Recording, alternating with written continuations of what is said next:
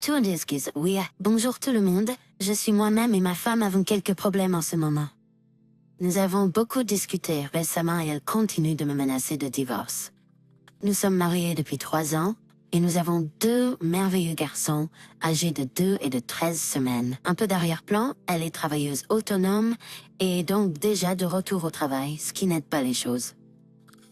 Elle est absente le lundi et le mercredi avec les garçons et travaille le mercredi, jeudi et vendredi après-midi et toute la journée le week. Je travaille à la temps plein pendant la semaine. Elle a également une autre entreprise qu'elle travaille en soirée. Les disputes commencent pour les choses les plus stupides. Elle pourrait stresser à propos de l'imprimante qui ne fonctionne pas ou j'ai laissé une tasse. Et soudain, c'est la guerre mondiale. Et des choses que je n'ai pas faites il y a des années sont soudainement mises en cause, comme le fait que je ne lui montre aucune affection, même lorsque je le fais, elle me repousse. Je ne la soutiens pas émotionnellement, et je ne fais pas assez autour de la maison. Je rentre du travail vers 17h30. Je passe 1 heure avec mon aîné, et puis je prépare pour le coucher, et je m'occupe de la routine du coucher avec lui. Ensuite, je descends et je prépare le dîner. Ensuite, nous donnons à manger au bébé et le mettons au lit vers 20h. À ce moment-là, je nettoie ensuite le désordre que les garçons ont laissé, fais la vaisselle et autre chose pendant qu'elle travaille. Cela nous amène à environ 21h. À ce moment-là, tout ce que je veux faire, c'est m'écraser et me détendre un peu. Sur le canapé, j'ai les garçons et j'essaie de faire le ménage, comme passer l'aspirateur sur les sols et généralement nettoyer et ranger pendant quelques heures. Mais je veux passer mon temps, quand je travaille pas avec mes fils, pas de les laisser devant la télévision, pendant que je nettoie, pendant quelques heures. Lorsque ma femme est absente un lundi et un mercredi, elle emmène au moins les emmener dans une aire de jeu avec ses amis et leurs enfants. Je manque tout ça. Elle se plaint toujours des choses que je n'ai pas faites. Je ne me sens pas comme si j'avais mon mot à dire sur ce que je fais. Tout est sur ses conditions. Je me laisse juste aller pour une vie facile. Mais en ce moment, c'est rien de tout cela. Je suis dans le faux pour tout et pour rien. Juste hier, l'évier a un peu fuité dans l'armoire en dessous. Elle m'a appelé en râlant que je devrais l'avoir réparé depuis le temps. C'est arrivé une fois avant, il y a quelques semaines, mais pas depuis. Et maintenant, j'ai gâché sa journée. Elle se laisse facilement atteindre, et cela explose dans une querelle majeure, où elle m'assaille verbalement et je essaie de proclamer mon innocence, et puis je finis par m'excuser, même si. Je ne pense pas avoir fait quoi que ce soit de mal, juste pour essayer de calmer la situation. Cela se produit quotidiennement maintenant. J'ai essayé de lui parler de la dépression postnatale, mais elle dit que c'est moi le problème, pas les enfants. Elle refuse de parler à son infirmière de santé, en disant que cela devrait être moi qui l'améliore, mais que je suis incapable et un déchet en tant qu'époux. Je me sens comme si je la perdais, mais je perds aussi moi-même. Je ne vais nulle part, je ne vois pas mes amis souvent, et je me sens comme si je n'étais qu'un employé plutôt qu'un mari. Sauf qu'un employé ne serait pas parlé comme ça, je le suis parfois. Elle n'est pas absente tout le temps, mais au moins, elle emmène les enfants et voit ses amis en même temps. Je peux même pas m'asseoir et regarder le football. Regarde le football pendant quelques heures sans subir d'insultes. Nous ne nous amusons plus, nous ne sortons plus en couple, nous ne sommes littéralement plus que maman et papa. Nous n'avons pas été intimes depuis un certain temps, principalement en raison de la grossesse. Et elle pense maintenant que je ne la trouve plus attirante, car je n'initie rien. Le problème, avec un nouveau-né, c'est que nous sommes debout et couchés toute la nuit, donc l'un de nous finit inévitablement par s'endormir en bas. Donc quand nous allons au lit, c'est généralement pour dormir. Je trouve toujours ma femme attirante, et je veux être intime. Mais quand j'essaie de faire de petites choses affectueuses, elle pense que c'est forcé, et que je ne le fais que parce qu'elle m'a dit de le faire. Je ne suis pas parfait, loin de là, je suis distrait, et comme n'importe quel gars, je ne pense pas aux choses de la même manière qu'elle. Mais recevoir les abus que je reçois parfois, et la menace de divorce à chaque dispute, abaisse ma confiance et mon estime de moi. Je me demande maintenant si elle a raison, si je suis un bon mari, et si je ne suis pas un bon mari, et qu'elle serait mieux sans moi. Je vis un enfer en ce moment, qui se termine d'une seule façon, moi, seul, sans mes enfants et ma femme, ce qui pour moi est la pire chose qui puisse jamais m'arriver, car j'aime ma famille plus que tout. Que puis-je faire pour sauver mon mariage avant de tout perdre? Ce n'est pas un emploi du soir à proprement parler, c'est son entreprise principale. Elle a sa propre société de production produisant des DVD de mariage, Soul Trader. Un doc a un partenariat, elle dirige un studio de mallette. Mon salaire recouvre à peine les dépenses principales, hypothèque, remboursement de prêts, etc. Mais son argent est vraiment pour les choses plus agréables, emmener les garçons en promenade le dimanche, faire des sorties, manger au restaurant. Nous faisons également beaucoup de travaux de rénovation dans la maison, ce qui implique des dépenses supplémentaires. Nous avons 3 propriétés, dont une où nous vivons et 2 que nous louons.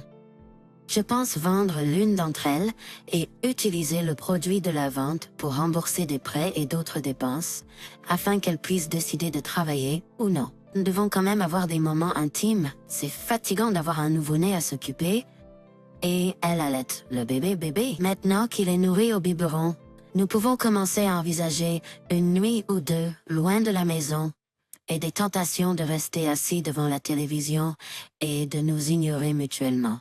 J'essaierai de tout mettre en œuvre pour que cela se produise, car l'alternative n'en vaut même pas la peine. Commentaire, ça a l'air d'être une période très émotionnelle, avec des sautes d'humeur, presque comme un baby blues, quand elle refuse de parler à un conseiller de la santé. Elle se cache la tête dans le sable.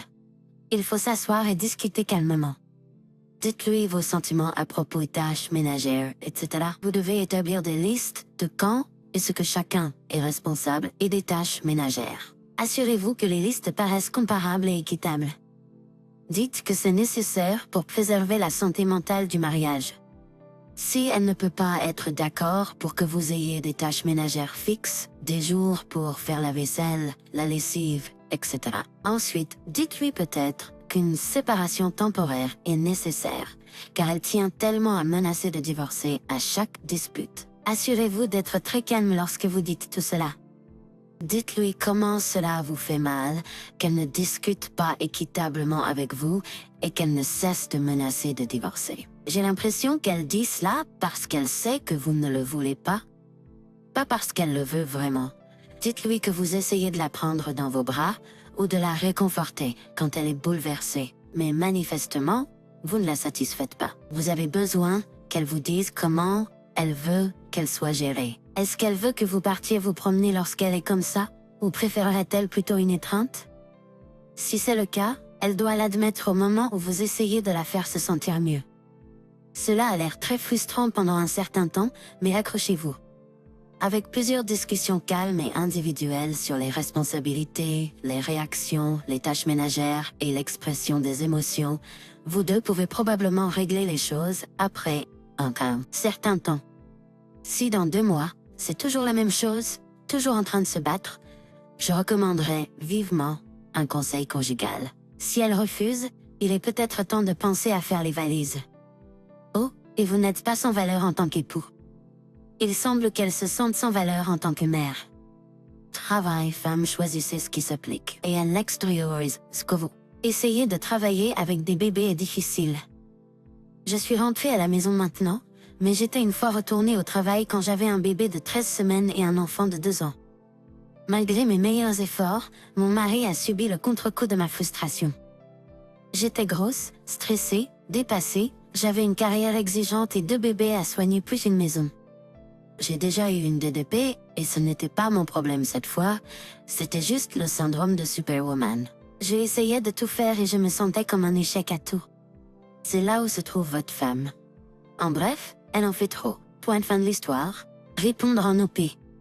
La Nancy est la pire de toutes. Presque une décomposition complète de notre mariage. Nous nous entendions bien, et puis elle a reçu un email d'un client qui lui causait quelques problèmes.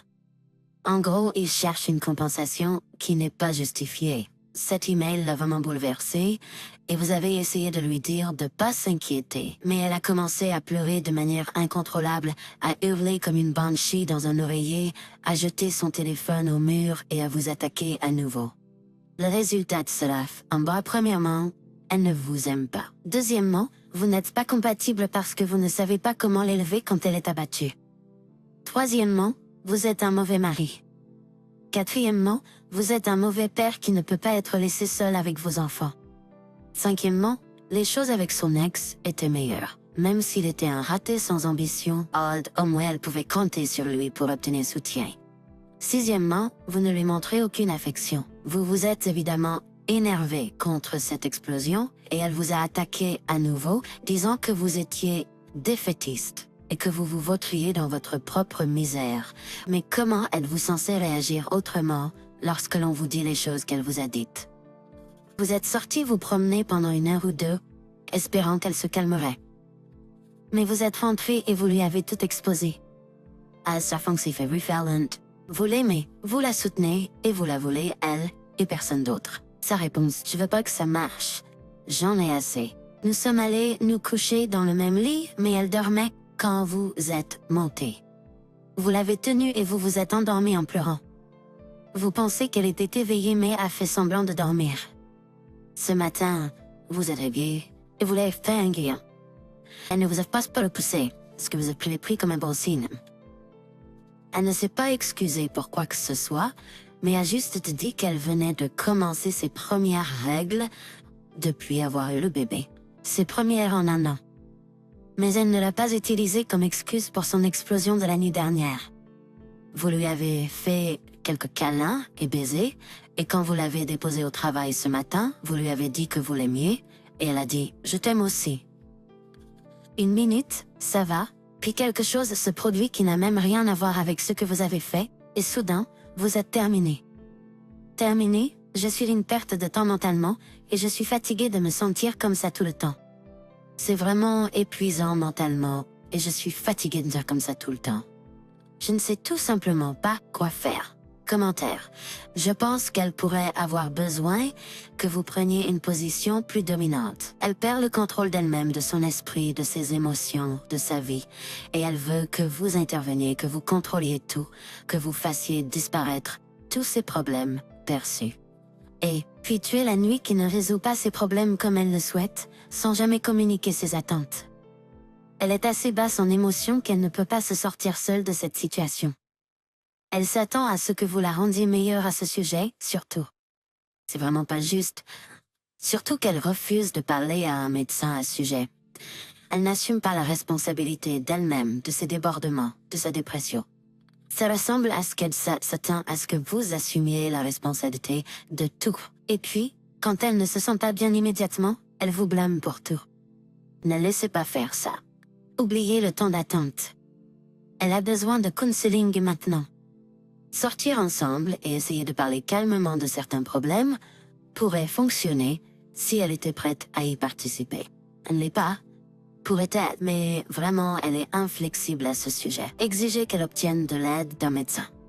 Il pourrait y avoir un médicament à court terme qu'elle peut prendre pour stabiliser son humeur, ses accès de colère. Exigez-le, puis éloignez-vous de tout épisode de combat négatif ou de plainte. Si elle hurle que vous partez toujours, dites-lui que vous êtes prêt à rester et à parler calmement de ce qui se passe ou du problème. Mais une fois qu'elle est de retour au combat émotionnel, vous partirez et faites-le ensuite. Eh bien, tout cela semble bon en théorie de toute façon. Je pense que le counseling pour elle serait une première étape sur la longue route qu'elle doit prendre. Il me semble qu'elle a une dépression postpartum associée à un stress élevé. Maintenant, avec l'information qu'elle commence son cycle, cela ajoute juste la tempête parfaite. Je viens tout juste d'avoir une dispute hier soir. Mon fiancé était de mauvaise humeur et a fait de petits commentaires méchants à mon égard. Je l'ai laissé passer à cause de son humeur, et il n'y aurait rien eu à gagner à dire quoi que ce soit à ce moment-là. Plus tard, elle m'a dit quelque chose de très méchant et je me suis enfin énervée. Je me suis levée et suis partie pour éviter la dispute. Elle l'a considérée comme une fuite. Maintenant, elle n'est pas sûre de nous. Je suppose que ce que je dis, c'est que je compatis avec toi, frère. Je pense que ma relation vaut la peine d'être défendue et c'est ce que je vais faire. Si tu la valorises et que tu penses que ça vaut le coup, alors tu dois te battre bec et ongle pour la garder. Aucun combat n'est sans blessure et chagrin d'amour. Si tu n'en peux plus, alors il est temps de partir. Bonne chance, frère. Noël approche, la banque a dit que ça allait être bon, mais elle m'a ensuite envoyé une lettre 1 mois plus tard en disant que nous étions en retard. Et ma femme a explosé, ce qui est compréhensible, car j'ai menti à ce sujet et j'ai tenté de rejeter la faute sur la banque en disant que je m'en occuperais, mais elle avait déjà parlé à eux et savait exactement ce que j'avais fait. En arrière-plan, ma femme a un seuil de stress très bas et a régulièrement des crises de colère, en particulier pendant cette période du mois. Je suis constamment accusée de choses hors de mon contrôle. Et s'il se passe pas bien, ça se peut pas faire, elle peut commencer à s'énerver contre moi. Ce qui arrive assez souvent. Et c'est très épuisant. Donc, par défaut, je prends généralement le chemin de la moindre résistance. Actuellement, nous nous débrouillons juste pour joindre les deux bouts, mois par mois, tout salaire qu'elle reçoit est un bonus pour le moment. Mais récemment, les choses se sont resserrées. Elle me demande toujours si nous allons bien financièrement. Et pour ne pas l'inquiéter, je dis simplement que nous allons bien, à l'exception de quelques retards de paiement au cours de l'année dernière. Nous nous en sortons, juste à flot, en gardant la tête hors de l'eau. Récemment, le solde bancaire a été bas, et le résultat est qu'il n'y avait pas assez d'argent pour effectuer un paiement récemment. Alors, plutôt que de l'inquiéter, je lui ai dit que nous allions bien pour l'argent, et je me suis adressée à un ami et lui ai demandé de me prêter de l'argent jusqu'à ce que je sois payé le mois prochain. Ma femme a trouvé le texto sur mon téléphone et est devenue folle, disant que j'avais érodé toute confiance, encore une fois, et qu'elle veut que je parte. Je dors sur le canapé depuis 3 nuits, car je ne veux pas passer de temps supplémentaire loin de mes enfants. Fondamentalement, elle me reproche de mentir, dit que je ne la soutiens pas émotionnellement ou physiquement. Et je ne suis plus l'homme qu'elle a épousé. J'ai essayé de raisonner et de dire que je ne l'ai fait que pour éviter une autre dispute et pour ne pas l'inquiéter. Mais elle n'en avait rien à faire. Fondamentalement, y a-t-il un moyen de revenir pour nous? Je ne veux pas perdre tout ce pourquoi nous avons travaillé dur au fil des ans. Je ne veux pas manquer de voir mes enfants et je ne veux pas perdre ma femme, car malgré tout, je l'aime beaucoup. Quelques mois plus tard, d'accord, un peu de suivi. Nous nous sommes assis et avons passé en revue nos finances communes, nos revenus, nos dépenses, etc. Et nous nous débattions à peine chaque mois, vivant chichement jour après jour, paye après paye. Nous avons discuté de diverses options, des plans de gestion de la dette, des IVA et nous avons décidé de l'inscrire à un IVA. Comme la plupart des dettes sont à son nom, cela a récemment été convenu et approuvé et nous sommes censés effectuer le premier paiement ce mois-ci. Je pensais que les choses s'amélioraient. Nous aurions un peu d'argent de côté pour nous amuser et peut-être même avoir de l'argent restant à la fin du mois. Jusqu'à hier, quand tout à coup, j'ai reçu un message texte me disant qu'elle en avait assez de me laisser tomber, de mentir sur l'argent et de ressasser toutes sortes d'arguments et de comportements. Passé. Ne la complimentez pas, ne lui montrez pas d'affection, ne la soutenez pas émotionnellement. Cela fonctionne dans les deux sens, cependant. Elle me blâme pour l'avoir forcée à entrer dans l'IVA, alors qu'en réalité, c'était des décisions jointes de contracter des crédits.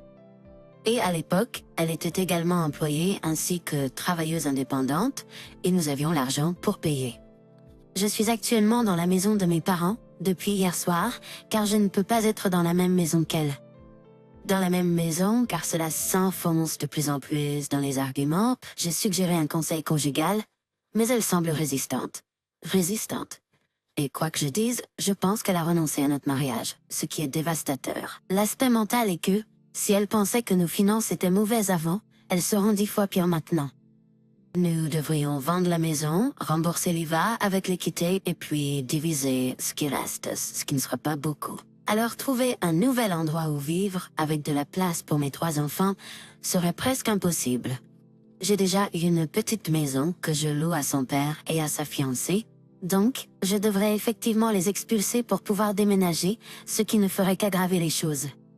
Je suis toujours optimiste quant à la possibilité de sauver mon mariage, mais ces espoirs s'estompent rapidement. Et c'est à ce moment-là que la vraie douleur commence, après quelques mois. Ma femme et moi nous sommes séparés, c'était cette décision, juste après la nouvelle année.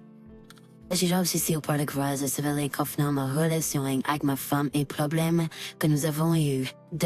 Donc, j'ai essayé de me réconcilier, nous avons 3 jeunes enfants, et malgré nos problèmes, je l'aime toujours.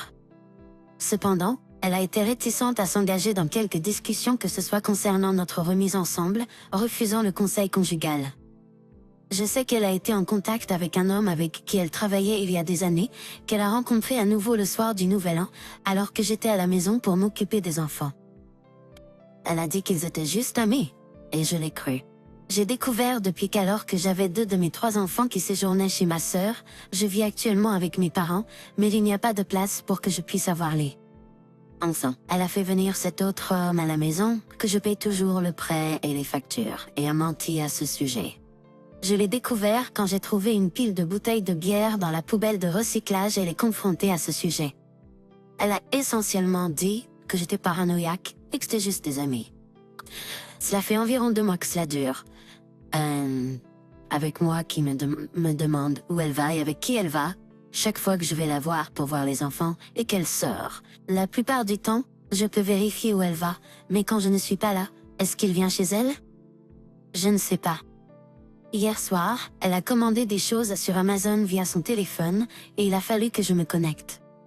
Alors que je le faisais, un message a émergé de cet autre homme. Stupide, je l'ai lu, ainsi que d'autres qu'il se sont envoyés.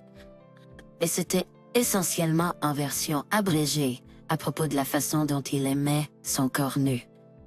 Et elle répondant qu'il pouvait l'avoir quand il le voulait, et d'autres choses qui m'ont donné envie de vomir en les lisant. Je l'ai confrontée à ce sujet nouveau, et elle a dit que c'était juste de la drague. Je suis hors jeu à ce moment maintenant, mais ce, à mon avis, ne ressemble pas de la drague. Semble être une affaire. Elle jure toujours qu'elle ne l'a même pas embrassé, mais je trouve cela de plus en plus difficile à croire, surtout après avoir lu ce que j'ai lu hier soir. Cela commence à consommer toutes mes pensées éveillées. Le fait que quelqu'un d'autre soit intime avec la femme que j'aime toujours me déchire, même l'idée qu'elle m'envoie certains des messages qu'elle a écrits me rend malade. Je ne vois tout simplement pas comment je peux m'en sortir. Je suis encore là presque tous les soirs, pour voir les enfants, et je les ai les week-ends pendant qu'elle travaille, donc je me sens comme si je ne pouvais pas m'échapper. Peu importe à quel point. Je le souhaite. Malgré tout, je veux toujours sortir et commencer à rencontrer des femmes pour me venger, mais je ne suis pas dans la bonne tête pour ça. Et je respecte toujours trop moi-même et étrangement elle, pour même envisager de voir quelqu'un d'autre alors que je suis toujours mariée, même si elle n'a visiblement pas le même respect pour moi. Je suis actuellement coincée dans un cycle de dégoût de soi et j'ai complètement perdu ma confiance et mon estime de moi et je ne vois tout simplement pas comment sortir de ça. Y a-t-il un moyen de sortir ce sentiment? Je sais avec certitude qu'elle ne s'est reconnectée avec lui qu'à la nouvelle année. Nous avons eu nos problèmes avant qu'il n'arrive, mais je peux m'empêcher de penser que l'avoir là, en arrière-plan, a influencé son choix. Elle prétend que nous nous sommes séparés parce que nous ne nous rendions plus heureux l'un l'autre, ce qui est partiellement vrai, nous avons commencé à nous disputer beaucoup plus. Mais il semble que ce soit toujours à cause des choses que je n'ai pas faites, plutôt que elle admette une quelconque responsabilité dans la rupture du mariage. Quelles que soient les raisons pour lesquelles nous nous sommes séparés, je trouve cela vraiment blessant qu'elle puisse être aussi rapide à passer à autre chose et à mentir à mon sujet. 1 an plus tard, nous nous sommes séparés juste après la nouvelle année. 6 semaines plus tard, elle voyait quelqu'un d'autre et m'a menti à ce sujet, car à ce moment-là, je cherchais une réconciliation. J'étais dévastée et nous avons décidé de divorcer, mais je lui ai laissé le soin de déposer contre moi. Le processus de divorce s'est déroulé en manière amicale, car nous avons 3 jeunes enfants. Nous avons donc maintenu le contact civil et amical. Nous avons reçu la dernière lettre de la Cour pour dire qu'elle peut maintenant demander le décret absolu, ce qu'elle n'a pas encore fait. La semaine dernière, je lui ai envoyé un message pour lui dire que je pense qu'elle s'est trompée et que nous devrions parler de nous reconnecter lentement et qu'elle m'aime toujours. Le gars avec qui elle sortait, Des, n'est plus dans la course. Après qu'il a réalisé qu'il ne voulait pas être beau-père pour mes enfants, heureusement, il l'a réalisé avant de les rencontrer. Pendant cette séparation de 15 mois, j'ai fait abstinence de sortir avec de nouvelles personnes, non pas par espoir de réconciliation, mais par respect pour moi-même, mes vœux de mariage et le fait que je me suis juré de ne pas sortir avec quelqu'un tant que je suis toujours mariée, jusqu'à ce que le divorce soit finalisé. Maintenant qu'elle a réalisé, ou pense avoir réalisé, que le mariage vaut peut-être la peine d'être défendu, je ne suis pas sûre de pouvoir pardonner ou oublier le fait qu'elle a été avec d'autres personnes pendant notre séparation. Nous avons convenu de discuter des choses et de prendre les choses lentement. Je ne vais pas déménager. Je ne vais pas déclarer mon amour tout de suite. Cela va demander beaucoup de travail acharné et d'honnêteté de la part des deux d'entre nous. Et même alors, ce n'est pas une promesse de raviver notre mariage. C'est juste une option pour essayer et voir si c'est la bonne chose à faire. Nous dirons off. Nous sortirons juste ensemble et verrons où cela nous mène. Je suppose que ce que je demande, si je demande quelque chose du tout, c'est de simplement accepter que c'est un nouveau départ et de mettre le flirt qu'elle a eu avec quelqu'un d'autre derrière nous. Je m'attends à ce que nous soyons mieux lotis en allant en thérapie de couple pour en venir au fond de tout cela et des sentiments, etc. Les choses devront de toute façon changer, car retourner à ce qui était n'est pas une option.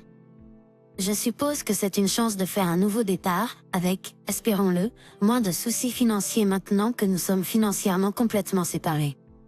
À l'exception de la résidence principale, que je possède toujours une part, bien que je ne contribue pas actuellement au mortgage while paying child maintenance, peut-être que c'est mon signe de passer à autre chose. Que penses-tu?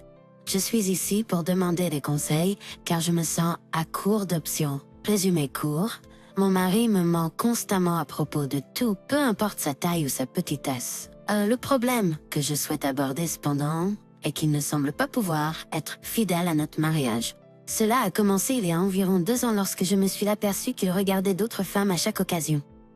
C'était mauvais pour moi parce que je l'ai vu déchirer mes parents. C'était pas la fin. Peu après, parce que quand c'était petite black rencontre, bien que oui, prétendait voir contact et craintif. Comme se perçu que c'était un énorme, il était sur tellement de sites de rencontres et avait parlé à tant de femmes que je ne pouvais pas vous dire le nombre, même si je le voulais. Il a ensuite commencé à payer pour les sites de rencontres au lieu de s'en tenir au gratuit. Plus tard, il a commencé à donner son numéro de téléphone et à envoyer des photos à ses femmes. Il a un mauvais pli à aller au magasin et à rester absent pendant 2 heures plus. Je l'ai attrapé en train d'attendre quelqu'un dans un bar. Il est parti en novembre dernier pour faire un tour et je ne l'ai plus revu pendant 1 semaine. Je n'avais aucune idée de l'endroit où il était, aucun contact du tout, donc, pour dire les choses franchement, il me semble que rien de tout cela ne s'est arrêté, y compris le mensonge. Honnêtement, cela me déchire même de le trouver en train de regarder des femmes en ligne, même si ce ne sont que des photos. Je lui ai dit à quel point cela me dérangeait. Je lui ai dit pourquoi c'était un problème, mais cela ne semble pas l'aider. J'ai essayé d'être patiente, j'ai essayé d'être plus physique et même essayé des choses avec lesquelles je suis pas à l'aise. Je ne sais pas quoi faire. Je veux sauver mon mariage, mais à ce rythme, avec l'infidélité et la tromperie, je pense pas que cela ait l'air trop bon. Je pense aussi qu'il est important de dire que je ne veux rien de lui que je ne puisse lui rendre. Je suis complètement fidèle et heureux d'être. Pouvez-vous m'aider? J'ai envisagé de partir, mais c'est vraiment une très dernière résolution. Si je peux sauver mon mariage en quelque sorte, c'est ce que je veux, vraiment. Nous sommes mariés depuis 1 an et demi, et nous avons bel et bien un fils ensemble, il a 2 mois. Je ne travaille pas à l'extérieur de ma maison. Il et moi étions encore sur cela quand nous avons emménagé ensemble pour la fois. Je l'aime, je suis juste en train de m'effondrer à cause de tout cela. Je n'ai jamais eu à faire face à une telle tromperie de toute ma vie. Je n'aurais jamais pensé que c'était ainsi que l'on se comportait quand on aime quelqu'un. J'ai essayé d'en parler avec lui, je lui ai demandé si ce n'était pas ce qu'il voulait. Je lui ai donné des occasions faciles de partir. Ce n'est pas ce que je veux, mais je me suis sentie obligée de lui faire savoir que je n'allais pas essayer de l'empêcher de partir. Je sais que la chose logique à faire est de partir. Je veux juste savoir s'il y a plus que je peux faire, s'il y a quelque chose qui peut sauver ce qu'il nous reste. Tout d'abord, je suis tout à fait consciente que mon mariage est malsain. Je ne suis pas venue ici pour valider cela. J'aime mon mari, et à mon avis, nous arrivons tous à un moment de notre vie où un peu de conseil peut nous être bénéfique. Mais ce n'est pas toujours quelque chose avec laquelle nous nous sentons le respect des amis ou proches parce que nous ne voulons pas exposer notre conjoint et les choses privées de notre mariage. C'est pourquoi je suis ici dans un forum de mariage en ligne où l'identité de mon mari ainsi que la mienne est complètement anonyme. Je considère à peine cela comme des critiques lorsque seuls des faits sont énoncés. Si vous le prenez de cette façon, peut-être devriez-vous avoir de donner des conseils sur un forum de mariage. C'est ici pour les gens qui ont des problèmes dans leur mariage. Par conséquent, des choses négatives seront dites. Je ne sais pas ce que votre définition de l'amour est, mais vous n'avez pas besoin d'être parfait pour être aimé. Manifestement, vous ne vous êtes jamais trouvé dans une situation comme la mienne, parce que vous ne comprenez pas comment aucun de tout cela ne se sent. Vous ne savez pas le désespoir que vous ressentez lorsque vous avez tout essayé, ce que vous savez essayer, lorsque vous avez donné tout ce que vous savez donner et que rien ne s'améliore. Pourtant, vous êtes amoureux de cette personne. Vous regardez en arrière et vous voyez des erreurs, mais vous ne saviez pas alors ce que vous savez maintenant. J'ai demandé à mon mari d'aller en counseling dans décembre. Il a dit oui, mais ne serait jamais allé. Nous n'allons pas à l'église, mais j'ai tenté de contacter plusieurs ministères chrétiens en ligne que j'ai trouvés, mais ils n'avaient pas beaucoup de conseils. J'ai 2 enfants, mais mon aîné n'est pas de mariage. Avoir le 2e enfant n'était pas prévu. Mais j'aime mes enfants, et ne changerai rien. Quant à quand il part pendant si longtemps, il dit qu'il écrit, qu'il n'était pas prêt à rentrer à la maison encore. Ou comme la dernière fois, il m'a dit qu'il s'était assis près du ruisseau. À ce moment-là, il était parti depuis plus de 16 heures.